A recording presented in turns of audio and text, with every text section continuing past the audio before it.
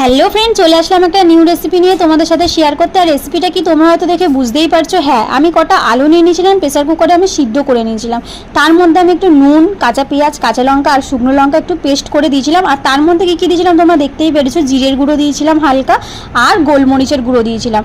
তারপরে আমি ওখানে মাখন দেখিয়েছো বাটারগুলোকে আমি ছোটো ছোটো করে কেটে নিয়েছিলাম। আর আলুর পুরটা ভালো করে মাখার পর আমি পাউডারটাকে জলে হালকা করে ভিজিয়ে তার মধ্যে দিয়েছিলাম। তো তোমরা একদম জলে ভিজিয়ে সঙ্গে সঙ্গে তুলে নেবে, কারণ নরম হলে কিন্তু জিনিসটা ফেটে যাবে আর আলুগুলো বেরিয়ে যাবে বাইরের দিকে। আর মাঝখানে একটা করে বাটার দিয়েছিলাম কেন, যাতে টেস্ট হয় খেতে। আর সত্যি খুব সুন্দর টেস্ট হয়েছিল। আর তাই সেখানে কী কী নিচে দেখতেই পাচ্ছ, কুরকুরেটাকে আমি একটুখানি মিক্সিতে পেস্ট করে নিয়েছিলাম। তারপরে আমি একটা ডিম ফাটিয়ে নিয়েছি হালকা নুন দিয়ে, আর কুরকুরে গুঁড়োটার মধ্যে ভালো করে মিশিয়ে নিয়েছিলাম কেন, যাতে কড়াইতে দিলে না ছেড়ে যায়, এই কারণে। আর সত্যি খেতে এতটাই সুন্দর হয়েছে, সেটা আমার মায়ের রিয়াকশান দেখে তোমরা বুঝেই নাও। তোমরা একবার বাড়িতে ট্রাই করে নিও বন্ধুরা। Tata, bye bye.